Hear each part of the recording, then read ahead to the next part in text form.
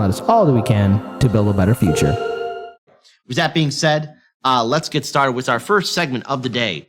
So we are all aware of what's happening with this fallout with the Supreme Court making their decision or drafting this opinion about overturning Roe v. Wade. It's become a very hot topic issue, especially as we get closer into the election cycle of this midterm of 2022.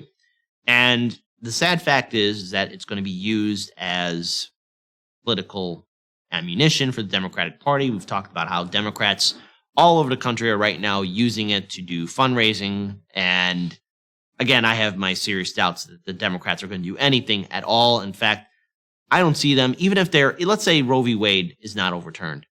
I don't see the Democrats, Nancy Pelosi, Chuck Schumer, Biden, or even the progressive Democrats saying, let's codify Roe v. Wade. But because, again, a lot of people are very concerned. You have a lot of women who are concerned about what's going to be happening. A lot of activists have been protesting in front of the Supreme Court justices' homes, to which I have to say, about time. These politicians and lawmakers, they've gotten away with so much. From House representatives, U.S. senators, and even justices. They've been given the green light to basically live their best lives, have gold-plated health care, wonderful benefits and all of that. And yet, when they make rulings over us, they don't have to deal with the consequences and repercussions from some of their policy decisions or judicial decisions. So it's about time that ruckus is brought right in front of their doorstep. But people like Bill Kristol, however, are saying, no, that's not right. That's not being polite. In fact, let's have democracy in the chat before we pull up this appalling tweet from Bill Kristol. Let's have democracy. I know, foreign concept, democracy in America. I have no idea what that is. Type 1 if you're going to listen to Bill Kristol and be respectable to justices and lawmakers all across this country. Type 2 if it's long overdue that people start, again, reminding these lawmakers, no matter what branch of service they are in, be it state or federal, that they are public servants and that they work for us, not the other way around. Anyways, there we go. Democracy. Democracy. So let's pull up this tweet from Bill Kristol. What is going on? Bill Kristol says this. Please don't protest at people's homes. I know that's not how he sounds, but there we go. Please don't intrude on people attending their houses of worship. Organize politically. Be civil. Civically. It came out on May 8th. He has the audacity to say that. Well, Bill Kristol, say that to a lot of women who, again, are going to be severely impacted by the decision of Roe v. Wade potentially being overturned. Now, will it happen? Again, it's up in the air, but that draft was leaked out to the public, and that's a story upon itself because, again, there's an investigation on who leaked that draft out. But knowing America's track record for whistleblowers and people that expose corruption or legislation that's happening or policies, whoever you are, don't stay in Washington, D.C. for too long. There we go. Just throwing it out there. Just throwing it out there because of previous experiences that we have covered on this show about other whistleblowers. So let's pull up this tweet also from what will soon be the former White House press secretary. Let's pull it up. President of the United States strongly believes in the constitutional right to protest, but it should never include violence, threats, or vandalism. Judges perform an incredible important function in our society, and they must be able to do their jobs without concern for their public safety. Now, the thing is, people are protesting in front of their homes, which, okay, that's their right to do so. That is their right to do so. We should be protesting in front of all these lawmakers' homes.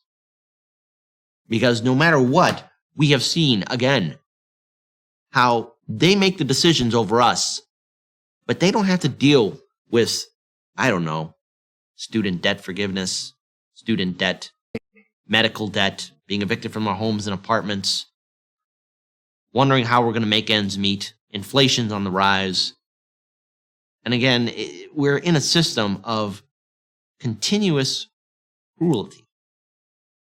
It's barbaric. So, I have to say, Have the protesters do this. Now, of course, those two tweets that I read out from Bill Kristol and Jen Penske, who will be the former White House press secretary, I know that's like brain vomiting. And so let's cleanse our minds. Let's cleanse our palates by actually bringing up these two tweets, because they really stood out to me. Again, shout out to Savvy Sabs. Be sure to check out her YouTube channel. Savvy Sabs says this. In 2009, Obama didn't want to focus on Roe v. Wade. In 2017, Pelosi didn't want to focus on Roe v. Wade. Democrats kept this issue in their back pocket until it would be useful for them. Which is a fact. Can we pull up that tweet? I want to have it right there in front of us. Sorry about that face. But let's keep that right there. Now, there's reasons why I'm pulling up this tweet. Because it should be more than just protesting in front of the justices' homes. Every single Democratic and Republican lawmaker in the United States Senate and House should be going through the same thing as well. Now, especially the Democrats. Obama. In fact, let me backpedal a little bit. Carter, Bill Clinton, Obama, Biden have had numerous opportunities to codify Roe v. Wade, but they didn't do it. It was their tool to help out the Democratic Party for fundraising and to say that they care about this issue. It became a political football for them. And when push comes to shove, and I've asked this question to our audience, do you think the Democrats will codify Roe v. Wade? All of you have said no. All of you have said no. In fact, I'll ask that question again. Let's have democracy here. And again, shout out to Sabrina. Be sure to check out her work. Let's have democracy in the chat. Type 3 if you think the Democrats will take the initiative and codify Roe v. Wade. Type 4 if they're not going to do nothing and they're just going to keep things the way they are. Let's have democracy in the chat. I know, foreign concept. What is democracy? What is it? I want to pull up this other tweet here from, again, Socialist MMA. He's also, just like Sabby, he's also part of the Revolutionary Blackout Network. Let's pull this up here right here. And this really stands out here. Liberals said if conservatives overturned Roe v. Wade, they would riot. Now they're scolding real activists for being too mean to the Supreme Court of the United States. How can I argue with his words? He's speaking truth to power. There are so many people out there that are tone policing, wagging their finger at everyone, telling people to calm down. Look, I don't know how this midterm will play out. Obviously, Roe v. Wade will be used as political ammunition for both parties because both parties are filled with scumbag individuals who take corporate donations from Wall Street executives, big banks, major corporations, the top 1%. And the Supreme Court of the United States, they're not filled with honorable people. This is the same Supreme Court that legalized bribery.